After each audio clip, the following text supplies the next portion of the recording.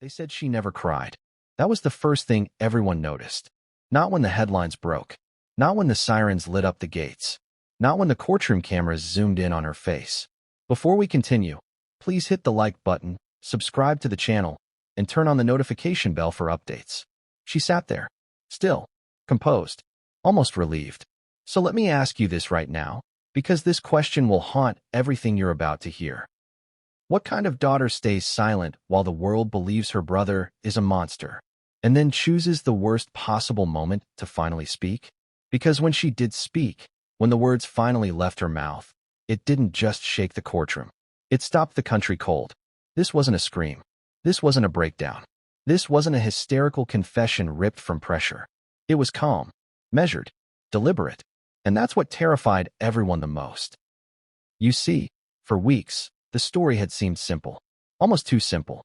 A wealthy Hollywood family, a brutal double homicide, a troubled son living in the shadows of success. A narrative the public could swallow without choking. People love clean villains. They love believing evil looks obvious. But what if the real story wasn't about rage, or madness, or a sudden snap? What if it was about planning? Because behind the closed doors of that mansion, behind the carefully curated family image, the charity galas, the smiling red carpet photos, something had been rotting for years. Resentment doesn't explode overnight. It ferments, quietly, patiently, and this family had perfected the art of silence. The night everything changed began like any other night in a rich neighborhood that pretends it doesn't believe in crime. No broken windows. No raised voices spilling into the street. No neighbors calling police over a disturbance. Just a house, a gate, and two lives ending where they thought they were safest. By the time authorities arrived, the narrative had already been written for them. The son, the black sheep, the one who didn't quite fit, the one with financial trouble, emotional instability, a history that could be twisted into motive. The world barely waited for confirmation. Social media did what it always does. Talk shows sharpened their knives. True crime channels raced to be first, not accurate. And the daughter? She said nothing. Not to reporters. Not to friends. Not even to extended family members who begged her to speak.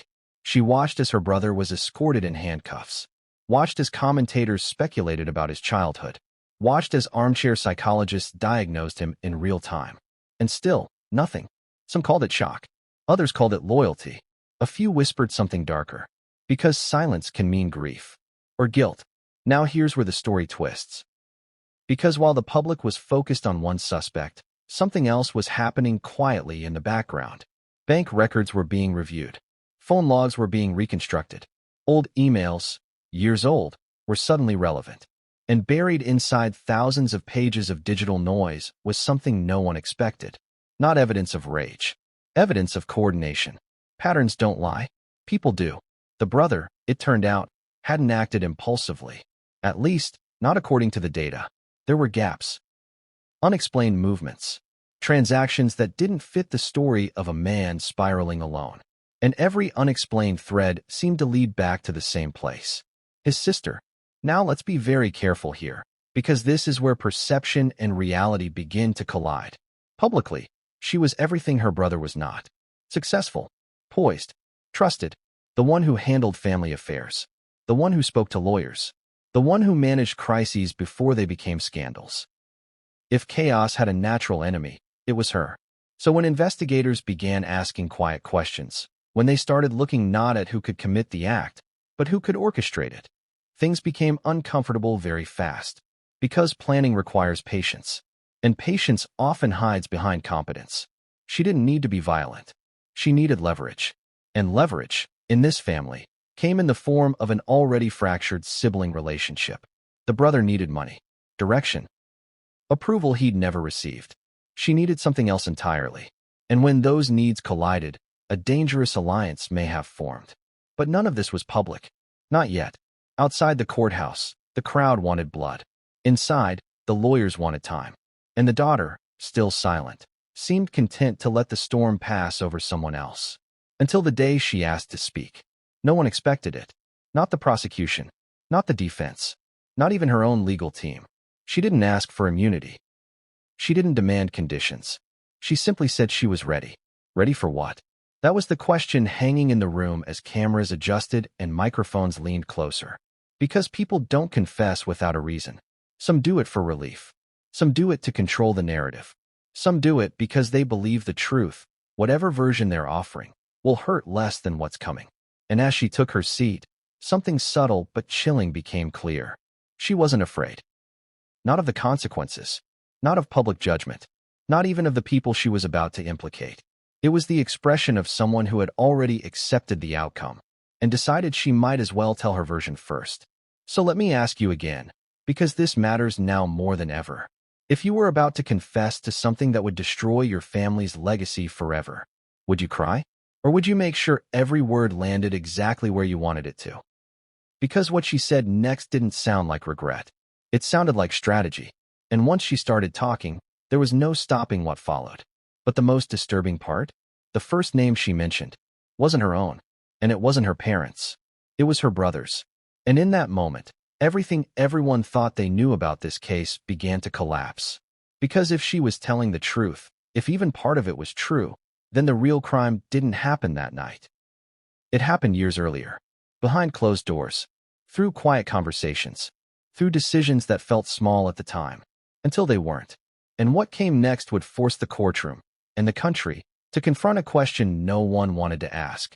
What if the most dangerous person in the room was never the one in handcuffs? What if the most dangerous confession isn't the one screamed through tears, but the one delivered calmly, like a business transaction? Because the room didn't erupt when she cleared her throat. No gasps, no shouts, no dramatic pause, just the soft scrape of a chair as she leaned forward. And that was the first mistake everyone made. They expected emotion. They expected guilt to look messy. Instead, they got precision. She didn't look at the jury at first, didn't look at the judge, didn't even glance toward the defense table where her brother sat, frozen in place. She looked straight ahead, as if she'd practiced this moment in her head 1,000 times. Let me ask you something, because this detail matters more than it seems. If you were about to admit to something that could send you to prison for the rest of your life, would you start with an apology? She didn't. She started with context. That alone sent a ripple through the room. Context is what you offer when you want to be understood, not forgiven. I need to explain how we got here, she said, voice steady, not loud, not soft, not shaking. That's when the judge leaned forward. That's when the attorneys stopped shuffling papers. Because people who are lying usually rush. They stumble. They over-explain. She did none of that. She spoke slowly, choosing each word as if it had weight. And maybe it did. She talked about childhood first. Isn't that always where these stories begin? A house that looked perfect from the outside. Two parents admired by the world. Success that cast a long shadow. She described growing up surrounded by admiration that wasn't meant for her. Awards on walls. Photos in frames. Praise she overheard but rarely received directly. And here's the contradiction that made everyone uncomfortable. She said she loved her parents. But love, she explained, doesn't cancel resentment. In fact, sometimes it feeds it. She talked about responsibility being placed on her early, handling schedules, managing crises, cleaning up mistakes, especially her brother's. Because while the world saw him as the problem, she saw him as a tool. Her words, not mine. A tool shaped by neglect, desperation, and a need for approval that never came. That's when she finally turned her head. Just slightly. Just enough to acknowledge him. He didn't move. Didn't blink. Didn't react. Almost as if he already knew what was coming. And that's when the story shifted. Because she didn't say she forced him. Didn't say she threatened him. She said she guided him. Guided him toward choices he was already capable of making. Now pause for a second. Ask yourself, because this is where people get uncomfortable. Is manipulation less violent if you never lift a hand? She described conversations that happened months before the night everything ended. Late-night calls, private meetings, promises framed as solutions. Money, freedom, a way out. She said she never told him to hurt anyone. Not directly. She just kept asking questions. What would happen if everything stopped? What would happen if the pressure disappeared? What would happen if there were no more expectations? Questions can be weapons if you know how to use them. And she knew. She talked about his debts, his fear of being cut off, his belief that he was disposable. And then she dropped the line that made the courtroom inhale as one. I didn't think he would go that far. There it was. The sentence everyone was waiting for. Not denial. Not full ownership. Distance. Just enough distance to create doubt. She explained that the plan, her word, not the prosecution's, was never supposed to involve death. Just chaos. A scare. A disruption. Something big enough to force change. That's when the prosecution objected. But the damage was already done. Because the jury wasn't just listening anymore. They were imagining. And imagination is far more dangerous than evidence. She described the night in fragments. Not graphic. Not emotional. Transactional. She said she was home. Said she went to bed early. Said she didn't answer her phone when it rang the first time. Then she paused. Long enough for the silence to feel heavy. The second time, she said, I answered. And that's when everything tightened. Because second calls are never accidents. She said his voice was different. Not panicked. Not angry. Empty. He told her it was done. Those exact words. And here's the detail that no one could explain away. She didn't ask what he meant. She already knew. She told the court she sat on the edge of her bed for a long time afterward. Thinking. Not crying. Not screaming. Thinking.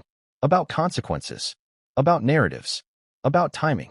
She admitted that her first instinct wasn't to call for help.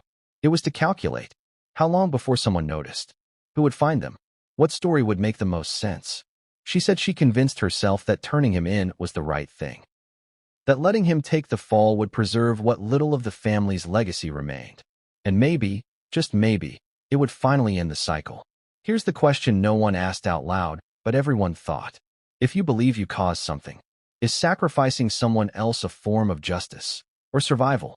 She said she visited him once after the arrest. Once. No tears. No apologies. Just silence. She said he looked at her the way he used to as a child. Waiting. For approval. And she gave him none. At this point, the courtroom was no longer neutral. Some jurors looked stunned. Others looked angry. Because sympathy had nowhere to land. She wasn't the villain people expected.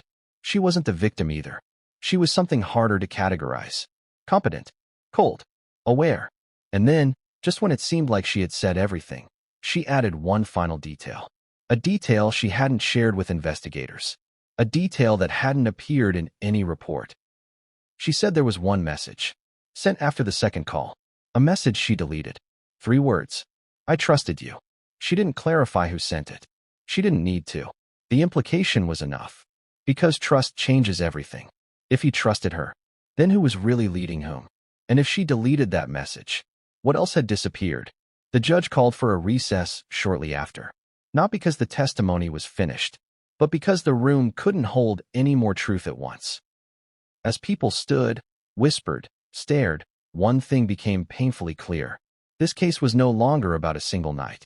It was about years of quiet decisions finally demanding payment. And as she was escorted out, head high, expression unchanged, one question echoed louder than any gavel strike.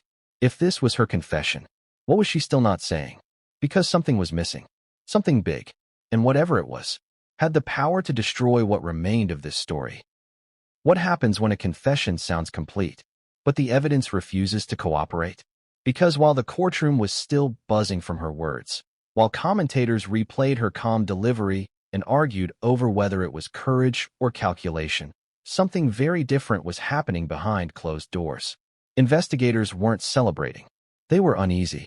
Let me ask you this, because it's the question that cracked this case wide open. If someone confesses, and parts of that confession don't line up with reality, are they lying? Or protecting something even worse? The first red flag wasn't dramatic. It was boring. Paperwork. Timelines. Server logs. Data that doesn't care about emotions or narratives. Because stories can be shaped. Data can't. Her confession placed her in bed early that night. Phone off. No contact until the second call. Simple. Clean.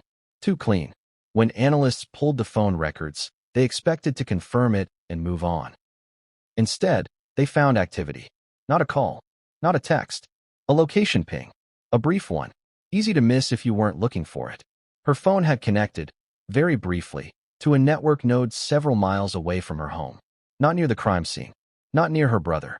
Near a third location no one had publicly discussed. A rented workspace. The kind used for privacy. The kind paid for in cash.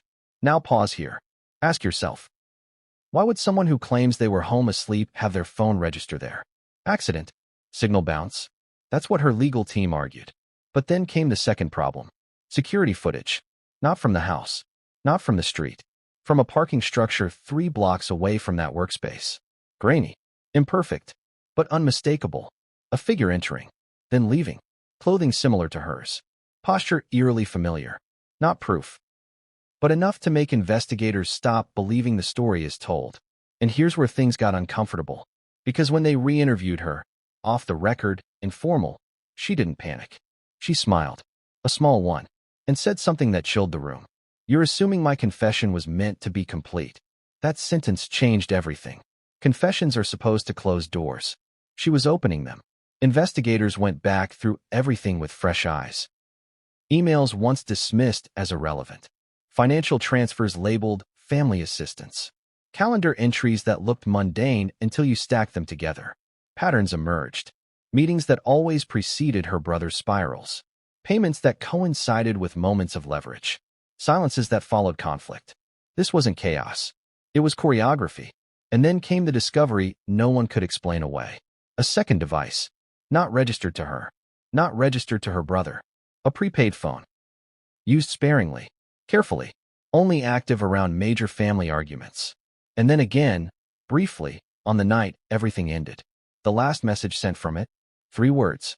Same as the deleted message she mentioned. I trusted you. But this time, it wasn't sent to her. It was sent from her. To someone else. And that's when the theory shifted from manipulation to coordination. Because now the question wasn't whether she influenced her brother. It was whether someone else influenced both of them. The investigation widened quietly. No press releases. No leaks. Just a growing list of names that hadn't been on anyone's radar. A former advisor. A financial fixer. A person who had quietly benefited from the family's internal fractures. Someone who stood to gain if the family imploded. And suddenly, her confession looked less like an ending and more like a distraction. Think about it. What's the fastest way to control a story? Get ahead of it. Offer just enough truth to seem honest, while burying the part that points elsewhere. She had framed herself as the mastermind and her brother as the instrument. But instruments don't usually send messages demanding trust. And masterminds don't usually leave digital footprints this sloppy, unless they wanted them found. That realization split the investigative team. Half believed she was arrogant enough to think she could outsmart everyone. The other half believed she wanted them to follow the trail. Which brings us to the most unsettling possibility of all. What if her confession wasn't meant to save herself or condemn her brother? What if it was meant to flush someone out? Someone who thought the chaos had ended. Because 2 days after her testimony, something happened that never made the evening news. A bank account, long dormant, was accessed. Funds moved. Not much. Just enough to signal panic. And whoever moved that money used the same network node her phone had pinged weeks earlier. Coincidence? Investigators didn't think so. They requested warrants. More data. More time. And behind the scenes, the case transformed from a family tragedy into something far more dangerous. A web. One where loyalty, money, and silence intersected. Meanwhile, her brother, still sitting in a cell, still painted as the obvious villain, finally spoke to his attorney. And what he said contradicted everything she claimed. He didn't describe guidance. He described instructions. Specific ones. Times. Places. What to say if things went wrong. And then he said something that made his attorney pause. She promised I wouldn't be alone. That promise hadn't come up in her confession. Not once. So now there were 3 versions of the truth. Hers. His. And the one hiding in the data. And only one of them could survive scrutiny. As pressure mounted, the prosecution faced an impossible choice. Push forward with the clean narrative the public already accepted, or tear it apart and risk exposing something much bigger. Because bigger stories don't just ruin families. They ruin institutions. They ask questions no one wants answered. Like how many people knew and stayed quiet? And as investigators prepared to make their next move, one final piece fell into place. A scheduled meeting, set for the morning after the murders. Canceled at the last minute, with the same unknown contact. The subject line? Next steps. That was when everyone in the room understood the truth. This case was never finished. It was interrupted. and whatever had been interrupted. No return address. Inside, a flash drive. No note. Just data. Phone backups. Deleted messages. Draft emails never sent. And one audio file. Short. 30 seconds. A voice that wasn't hers. Wasn't his. Calm. Professional.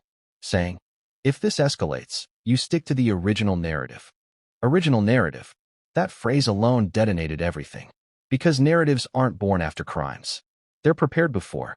The defense attorney listened to the file twice. Then a third time. Then locked it away. Because releasing it without context would do more harm than good. But it confirmed what investigators already feared. This story had been scripted. And scripts mean writers. Meanwhile, the public story was unraveling. Pundits argued whether her confession was bravery or narcissism. Some praised her honesty. Others condemned her coldness. But no one was asking the right question yet. Why now? Why confess when the case against her brother was already solid? Why disrupt a clean prosecution?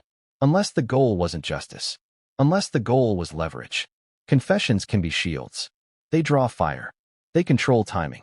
They overwhelm attention so no one looks sideways. And sideways was exactly where the truth was hiding. Investigators subpoenaed the fixer. He didn't resist. That's always a bad sign. He showed up calm, prepared, with counsel already seated. He denied orchestrating anything, denied advising violence, denied responsibility. But he slipped. Just once.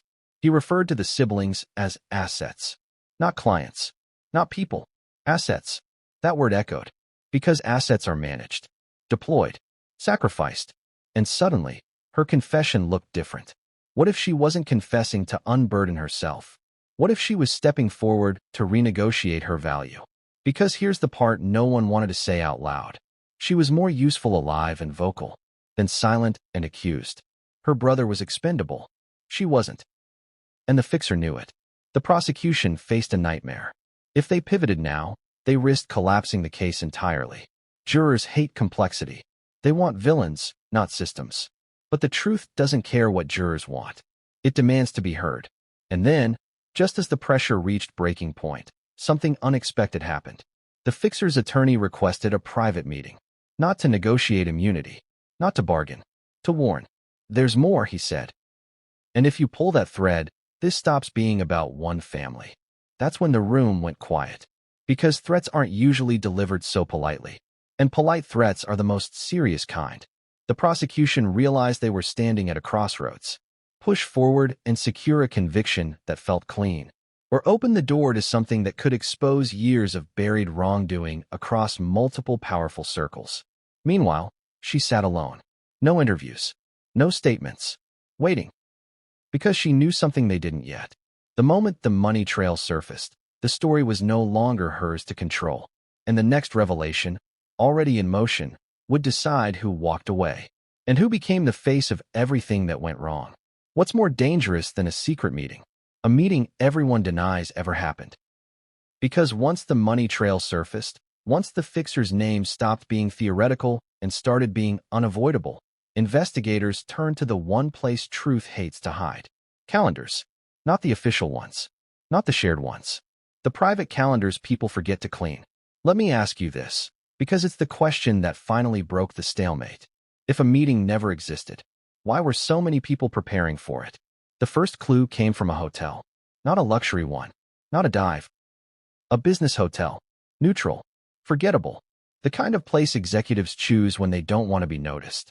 A suite had been reserved under a corporate alias. Canceled the morning after the murders.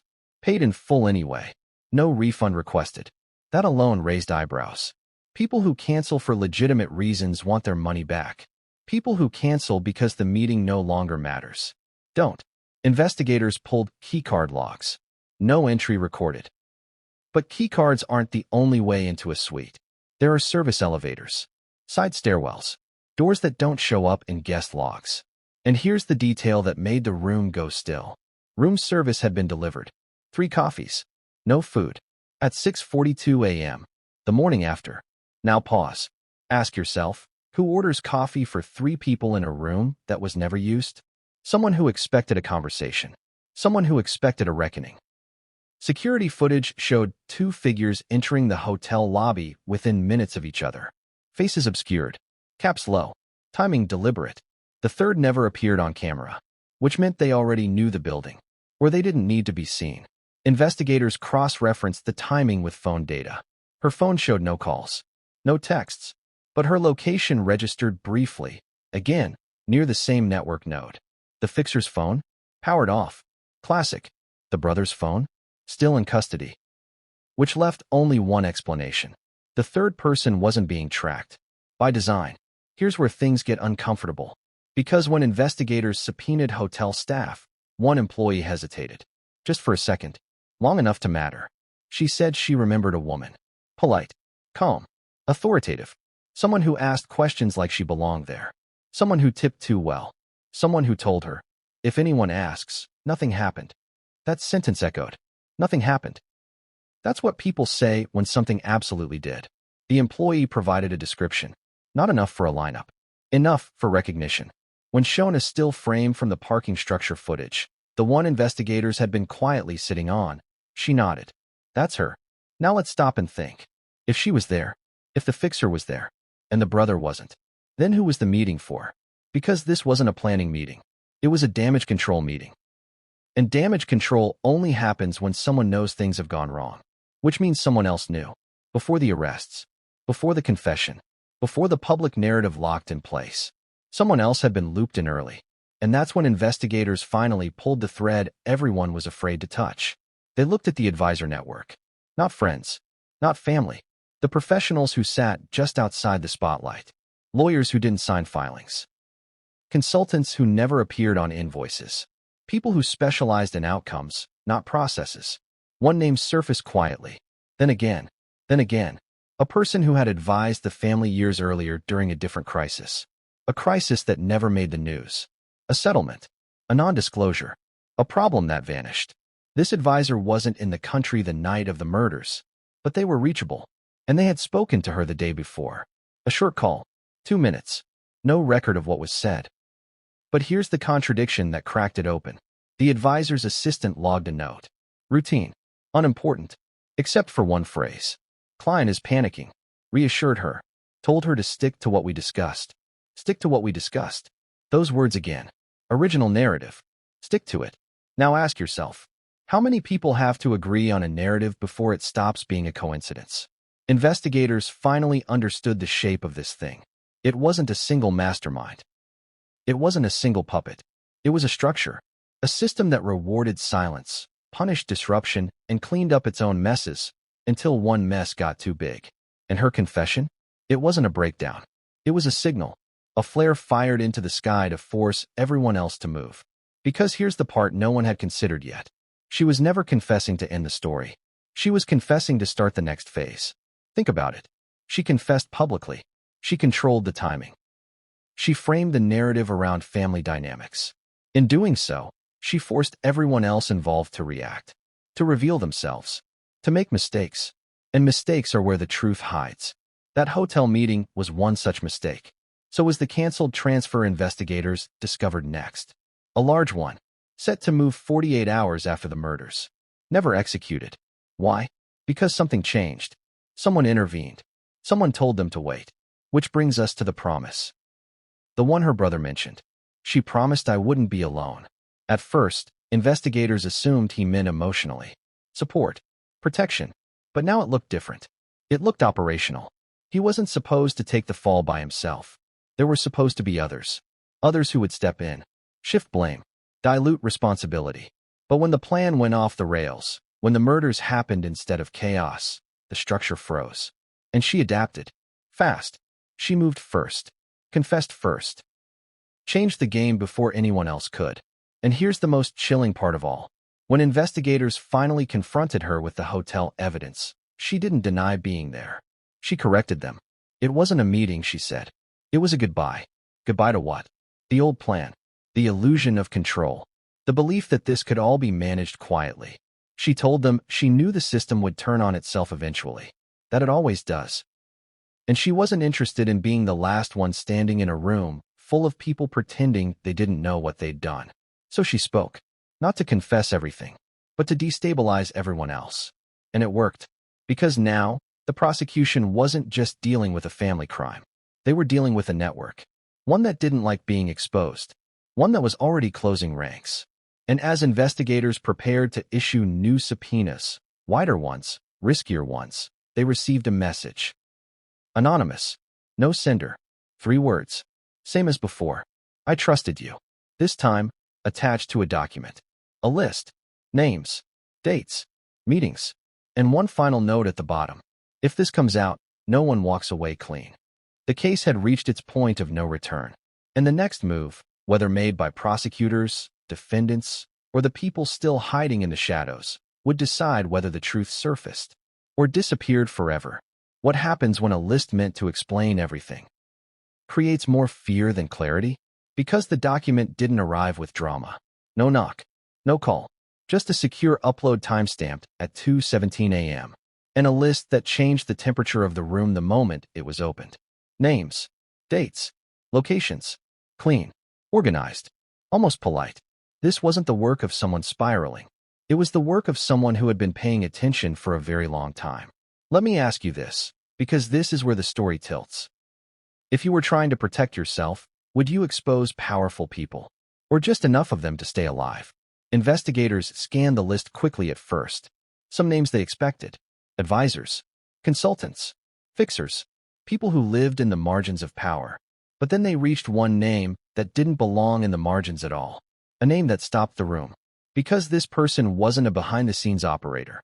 They were public-facing, respected, trusted. The kind of person juries believe instinctively. Someone whose voice carried weight far beyond this case. And suddenly, everything shifted. Because this wasn't just about money or manipulation anymore. This was about credibility. About who gets believed and who gets erased. The name had appeared only once.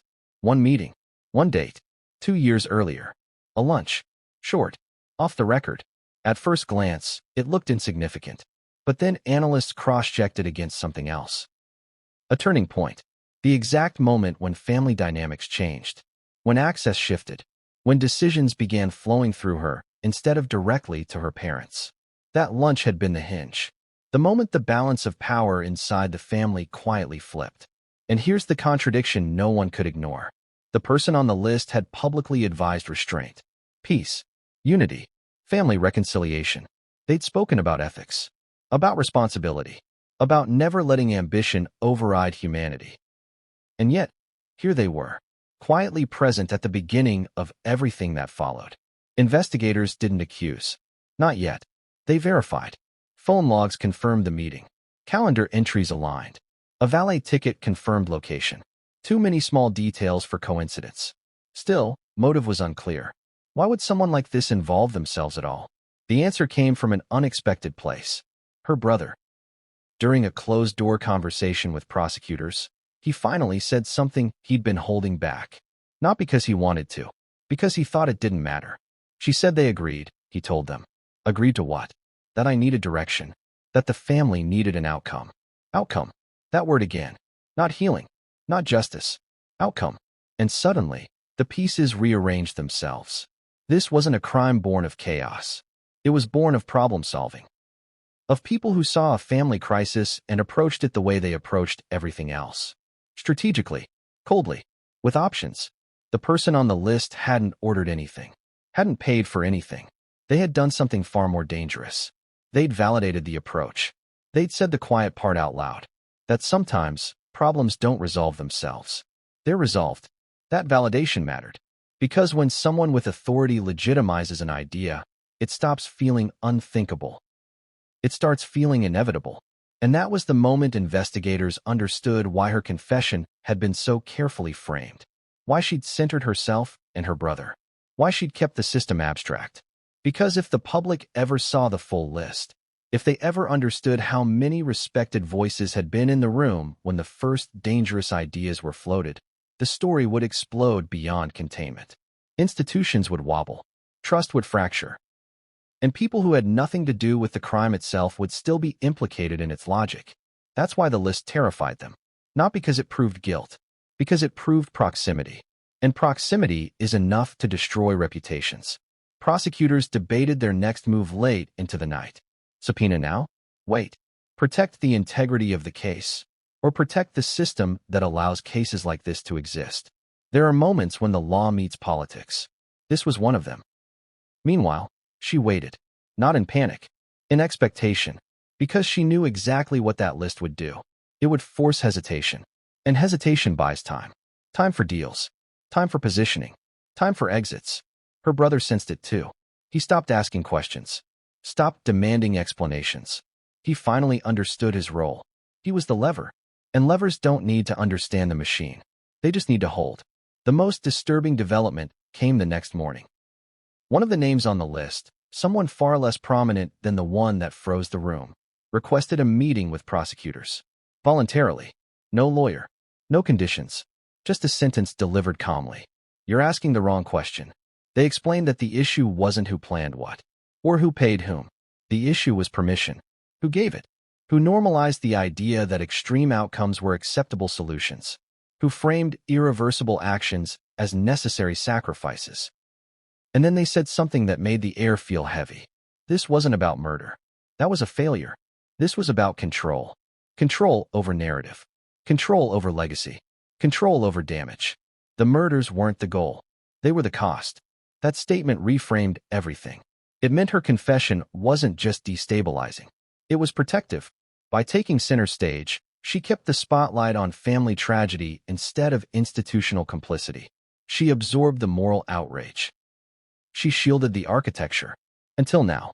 Because once the list existed, silence was no longer neutral. Every name on it had a choice. Speak. Or wait and be exposed.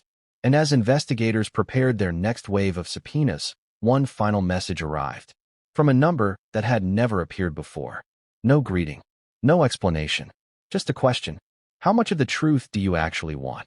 That was the moment everyone realized something chilling. The case had outgrown the crime. And the next revelation, already in motion, would determine whether this story ended in convictions or in compromises no one would ever hear about. What would you trade for silence? Because when the question finally arrived, quietly, behind closed doors, it wasn't asked like a threat. It was asked like a favor. Let me put you in that room for a second. No cameras. No spectators. No dramatic speeches. Just polished wood. Carefully chosen words. And people who knew exactly how to make something disappear without leaving fingerprints. The offer didn't come all at once. It never does. It arrived in pieces. First, a delay. A request for additional review. Then, a suggestion. Maybe this case had grown too complex. Too emotional. Too risky to pursue at full scope. Then the real message surfaced. We can resolve this. Resolve, not expose. Not prosecute. Resolve. Here's the uncomfortable truth most people don't like admitting. Systems don't panic when they're guilty. They panic when they're exposed. And exposure was now a real possibility. The list had changed everything. Not because it proved crimes beyond the murders, but because it showed how ideas traveled, how influence worked, how permission was given without being written down. So the deal was crafted. Carefully. Elegantly. The kind of deal that sounds reasonable until you look at what it costs. Here's what it promised. A clean prosecution. One defendant. One narrative. A tragic family implosion caused by manipulation, mental instability, and bad choices. No networks. No advisors. No institutions dragged into the light. In exchange, cooperation, silence, and time. Time to let the public move on. Time to let outrage cool. Time to let memory soften. The deal would spare reputations. It would spare careers. It would spare systems that depended on the illusion that problems like this were isolated. And here's the twist. It would also spare her. Because under the proposed framework, her confession could be reinterpreted, not as orchestration, but as moral responsibility. A tragic admission of influence, not intent. Words matter, and someone very powerful had chosen them carefully. She was offered immunity on the most dangerous charges. In exchange for one thing, she would stop talking. No more lists. No more documents. No more destabilizing disclosures. The prosecution team was split. Half saw it as pragmatic. Secure a conviction. Avoid chaos. Protect the integrity of the system. The other half felt sick. Because this wasn't integrity. It was containment. And then there was him. The one person no one expected to matter anymore. Her brother. He hadn't been part of the negotiations. Not formally. But deals like this have a way of reaching the people they affect most. through whispers, through hints, through sudden changes in tone. His attorney noticed it first, the posture shift, the way questions were answered with less urgency, as if the outcome had already been decided. So the attorney did something. He wasn't interested in being that person, so he did something bold. He refused to sign his own immunity agreement. Let that sink in. People don't refuse immunity unless they're holding something more valuable, something they believe will protect them better than a promise. He requested a recorded interview, on the record, with conditions. Everything he said would be admissible. No editing, no summaries, just his words. The prosecution hesitated, because once that door opened, there would be no closing it again. He made his terms clear. I'm not the villain in your story, he said. I'm the proof. Proof of what? That this wasn't about one family. That it wasn't about one bad night. That it was about how power solves problems quietly, until it can't. He didn't confess to ordering anything. He didn't need to. He explained the ecosystem. How advisors talk. How hypotheticals become suggestions. How suggestions become expectations. He explained how people like him are hired not to plan crimes, but to manage risk, and how sometimes risk management fails catastrophically. The interview lasted 4 hours. When it ended, the room was silent. Not because of shock, because of recognition. Everyone there understood the same thing. If this went public, it would force questions no one wanted to answer. Questions about who gets to shape outcomes. About who gets shielded when plans collapse. About how many similar situations had been resolved without anyone ever knowing. The deal was supposed to bury the truth. Instead, it had concentrated it. And now, there was only one question left. Who would blink first? The prosecution? The system? Or her? Because she was still holding something back. Something even the fixer hadn't mentioned. Something that explained why she'd been so calm from the beginning. Why she'd chosen confession as her weapon. Why she'd been willing to burn her own image to the ground. There was a final document. One she hadn't shared.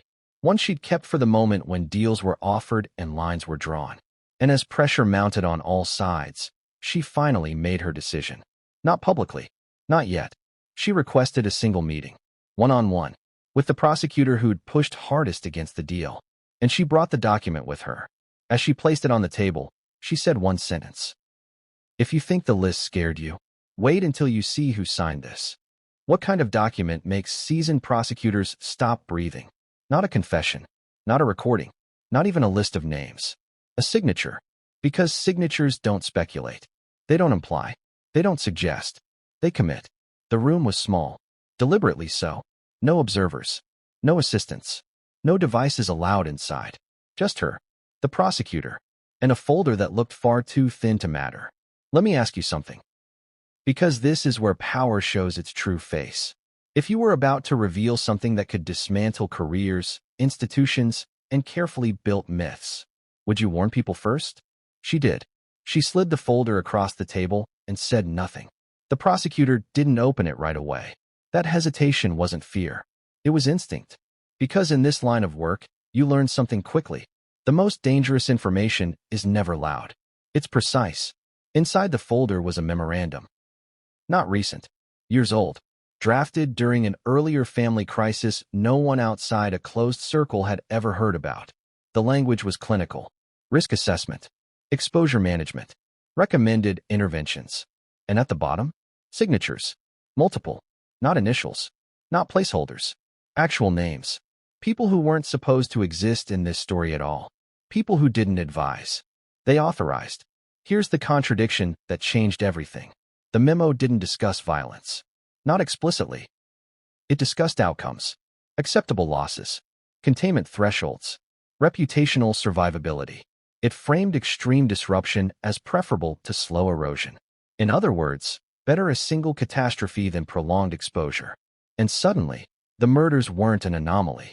They were an uncontrolled escalation of a mindset that had been normalized long before. The prosecutor looked up slowly. Why didn't you share this earlier? She didn't flinch. Because it wouldn't have mattered. And she was right. Early on, this document would have been dismissed as context, as history, as unrelated. But now it explained everything. Why the fixer moved the way he did.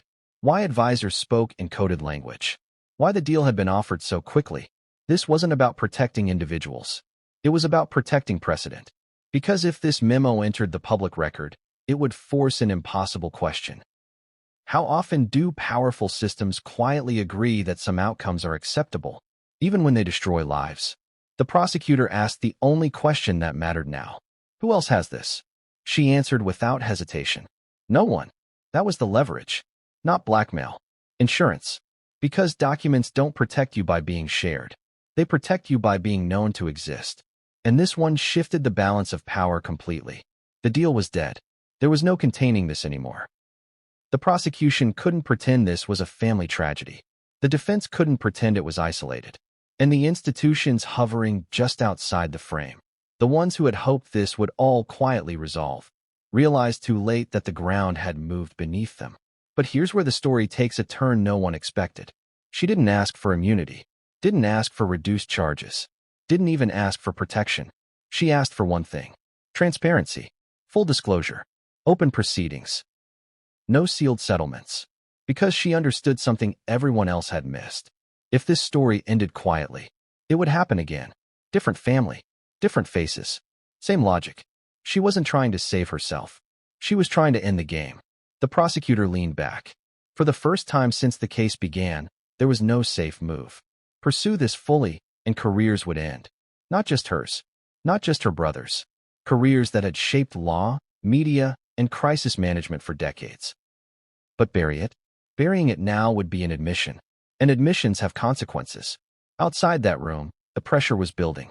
Leaks were already forming. Whispers moving faster than facts. Someone else had sensed the shift. Because less than an hour after that meeting, a call came in. From one of the signatories. They didn't deny the document. They didn't threaten. They asked a question that revealed everything. How bad does it look? That's when the prosecutor knew. The truth had teeth now. And it was hungry. The following days were chaos.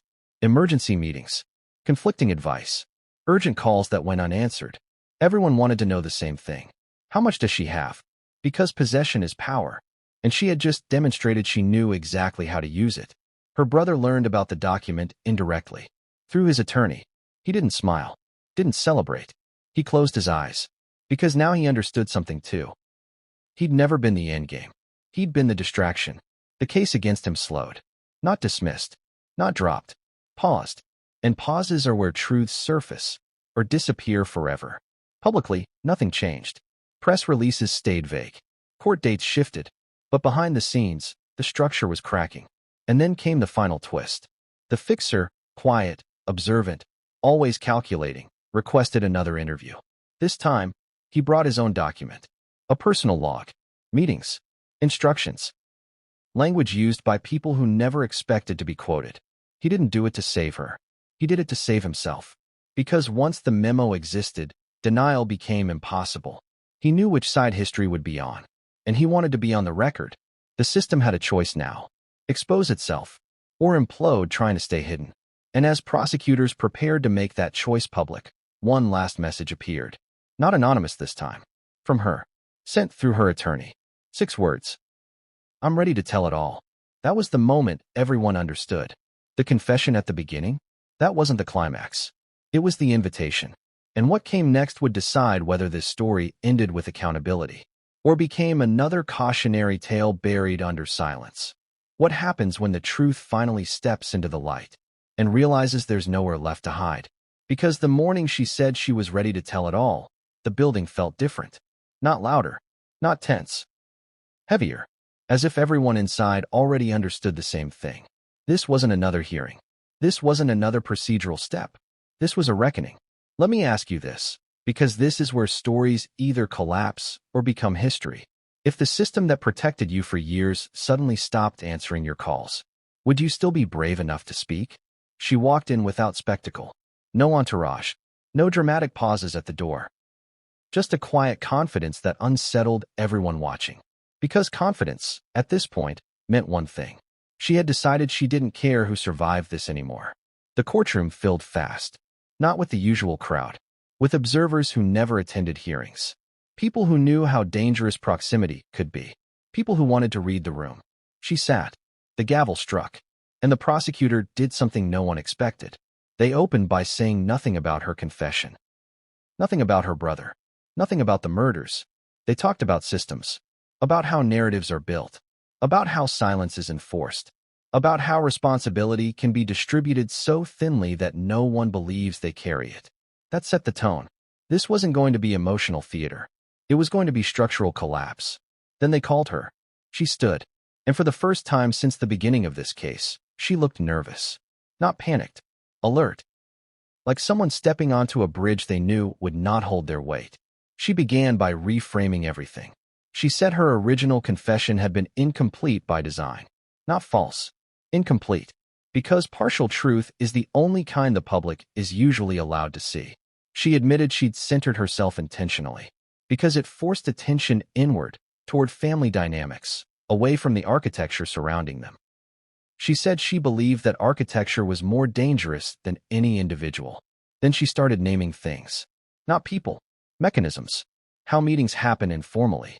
How advice is phrased hypothetically. How no one ever gives orders, but everyone knows what's expected. She described the first time the idea of an acceptable outcome had been floated. Not as a plan, as a framing, a way to think about problems. Once framed that way, she said, everything changed. Suddenly, drastic solutions didn't sound insane. They sounded responsible. That's how lines get crossed. Not in moments of rage. In moments of rationalization. The courtroom was silent. Because rationalization is familiar. Everyone in that room had done it at some point. She explained how she'd been encouraged to manage her brother. How guidance slowly became pressure. How pressure became direction. And how direction, once given, cannot be recalled. She admitted her role. Fully. She didn't minimize it. Didn't soften it. She said she had believed she could control the outcome. She couldn't. No one can. That's the lie systems sell themselves. Then she turned and looked directly at the gallery, at the observers, at the people who thought they were invisible. And she did something that made even seasoned attorneys shift in their seats. She named the document. The memo. She read from it. Not the whole thing. Just enough. Enough to demonstrate intent without accusing.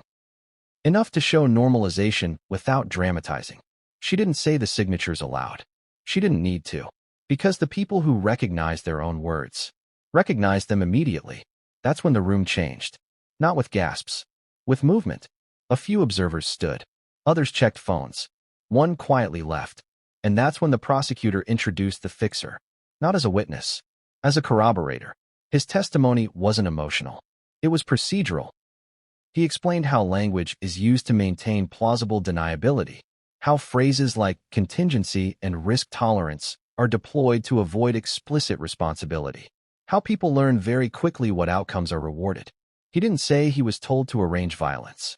He said he was told to prevent erosion, and that when erosion accelerates, drastic measures become easier to justify. Then came the turning point. The brother was called. Not to testify. To speak. He wasn't required to. He chose to. And what he said was devastating in its simplicity. He said he never felt ordered. He felt expected. Expected to fix what everyone else was tired of managing.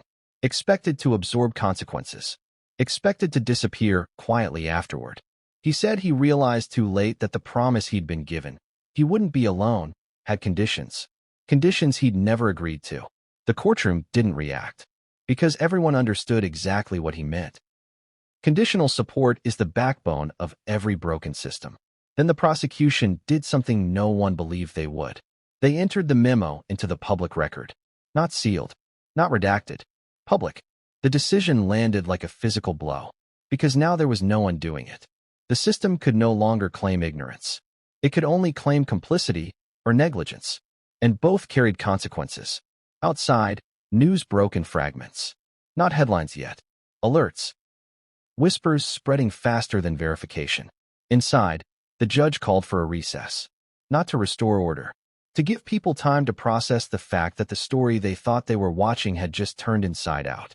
During that recess, something remarkable happened. No one approached her. No advisors.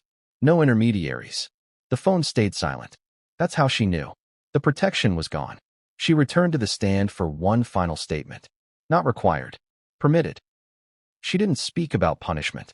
She didn't ask for leniency. She spoke about inevitability. About how systems always reach a point where they have to choose between truth and survival. And how choosing survival only delays the collapse. She said she didn't know what would happen to her. or to her brother, or to anyone else implicated by proximity. But she knew this. If this ended quietly, it would repeat. Different names. Same playbook. She said she wasn't brave. She was tired. Tired of being competent in a structure that rewarded silence. Tired of managing outcomes instead of living with consequences. When she finished, there was no applause. No shouting. Just a stillness that felt final. The judge adjourned. Not with a verdict. With an acknowledgement. This case had crossed into territory where outcomes would no longer be predictable. And unpredictability is the one thing systems fear most. As people filed out, one question followed them like a shadow. Now that the truth was public, who would actually pay for it? Because exposure is not accountability. And accountability, real accountability, was about to test how serious this reckoning truly was. What happens after the truth goes public? And the world gets bored? Because that's the part no one prepares you for. Not the testimony. Not the headlines. Not the shock. The quiet. The morning after the courtroom emptied, the building felt ordinary again. Too ordinary. Lights on. Coffee brewing. Security nodding like nothing historic had just happened inside those walls. That's when the real story began. Let me ask you something. Because this is where accountability either becomes real or evaporates. When no one is watching, do systems correct themselves? Or do they close ranks? The first sign came in the form of delays. Nothing dramatic. Just small procedural shifts. Hearings rescheduled. Motions under review. Requests for additional time to assess complex implications. Complex implications is the phrase institutions use when they're deciding who can be sacrificed and who must be protected. Publicly, outrage flared. For a week, panels debated ethics. Op-eds questioned culture. Experts spoke in abstract terms about structural failure. Then attention drifted. Another story. Another crisis. That's when the pressure changed shape. Because while the public moved on, the people named, directly or indirectly, did not. Calls were made. Favors quietly requested. Old alliances tested. Some names on the list disappeared from view entirely. Travel. Health issues. Sudden retirements. Others went on the offensive. Legal teams launched preemptive strikes. Defamation warnings. Threats of countersuits. Carefully worded statements expressing shock and deep concern. No denials. Just distance. Distance is a strategy. It buys time. And time was exactly what they needed. Inside the prosecution's office, the mood shifted from momentum to resistance. Not from the outside. From within. Senior officials began asking careful questions. Questions that sounded reasonable. Do we really need to expand this? Is this the best use of resources? What's the likelihood of conviction if we pursue systemic culpability? Translation? How much damage are we willing to absorb? Because going after one person is justice. Going after a structure is war. And wars create casualties far beyond the battlefield. The prosecutor who'd pushed hardest, who'd accepted the document, who'd resisted the deal, started noticing things. Meetings canceled last minute. Emails unanswered. A sudden chill where there had once been support. That's how you know you're touching something sensitive. When silence becomes intentional. Meanwhile, she waited. Not in custody. Not free. Suspended in legal limbo. The kind that erodes people quietly. No cameras now. No microphones. Just time. Time to replay every decision. Every word. She didn't regret speaking. But she did begin to understand the cost. Not the personal cost. The institutional one. Because once you challenge a system, it doesn't rush to punish you. It waits. It watches. It looks for mistakes. Her brother felt it too. His case stalled. Not resolved. Not dismissed. Stalled. Stalls are dangerous. They're where narratives get rewritten. Where responsibility gets blurred. Where fatigue does the work outrage can't. He was offered something subtle. Not a deal. An option. A chance to plead to a lesser charge. No admissions about networks. No mention of advisors. Just a clean story with a clean ending. He'd be the villain. Contained. She'd remain complicated but distant. Everyone else would walk. The offer was never put in writing. It didn't need to be. That's how these things survive scrutiny. He asked for time. They gave it. Confident. Because they assumed fatigue would win. They assumed silence would return. They underestimated something. Not his anger. His clarity. Because the one thing exposure had given him, perhaps the only thing, was perspective. He saw the machine now. How it worked. How it fed. And he knew that accepting the offer wouldn't just end his story. It would validate everything that had led to it. So he did something unexpected. He declined. Not loudly. Not defiantly. He declined on the record. With a statement. Short. Precise.